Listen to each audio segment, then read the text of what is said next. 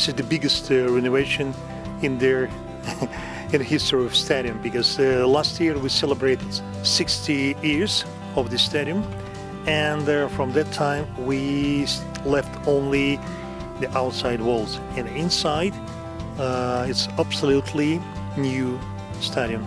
It's completely new. It's brand new construction.